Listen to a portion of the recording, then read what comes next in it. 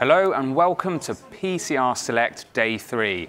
We are now heading into the pinnacle of the Congress here, and over the last 2 days, thousands of us on site have been sharing together in the learning, the networking, and the education. It really feels like it's back to pre-pandemic times, and long may that continue. So, Dejan, what does your morning look like today? Well, today, what I'm going to be doing is looking at the evidence. But since we are at EuroPCR, the session about evidence is entitled "These Trials Changed My Practice," and is organized in cooperation with Eurointervention and JACC Cardiovascular Interventions, with the presence of both Editor-in-Chief Davide Capodano and David Moliterno. It will be an interesting session, and the most appealing to me is the fact that they will be discussing studies with relation to everyday practice and how the studies impact the everyday practice. What are you going to be doing in the morning? That's a nice selection. So I'll be heading to Studio A for the Emerging Indications for TAVI session. Now, we all know TAVI for tricuspid native symptomatic severe aortic stenosis is clearly a mature therapy and procedure.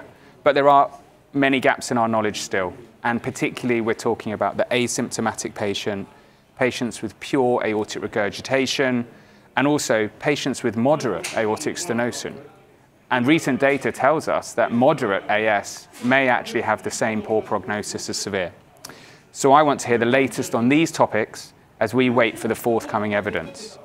And after that, I'm going to head straight over to the clinical cases of TAVI and TAVI. And this is an area where we all need to upskill rapidly. There's important considerations procedurally around coronary obstruction, for example. And we also have to learn the new vocabulary with neoskirts, wrist planes, etc. So, Dejan, what's your plan for the afternoon?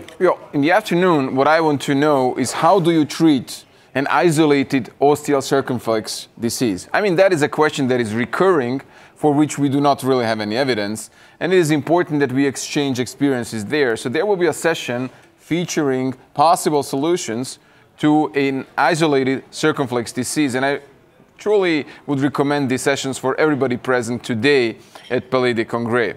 One more thing, and that is really a specific of EuroPCR. What we have the opportunity to is to visit the hands-on and simulation labs, so that you get the training with your hands on the simulators, from complex PCI like bifurcations to PCI complications, including stent dislodgement and distal PCI perforations. And if that happens, you need to know what to do. And I think that the hands-on and simulation lab will help us become better in that field. Chris, what are you going to be doing in the afternoon? So I'm going to mix it up slightly, and in the afternoon I'm actually going to be speaking in, I think, a really highly innovative artificial intelligence session, and it's going to be focusing on coronary image analysis, physiology, and how that can potentially impact treatment planning.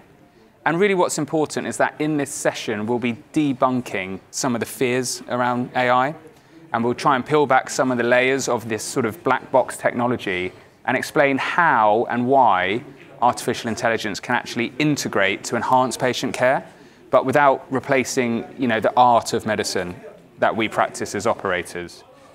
Of course, we'll also be showcasing some of the latest technologies in this rapidly developing field. So make sure you attend to make sure that you keep up to date. So there we have it. Those are our selections for day 3 at EuroPCR. So Dejan, let's grab our coffees, grab our copies of the Daily Wire, and get out there. See you around.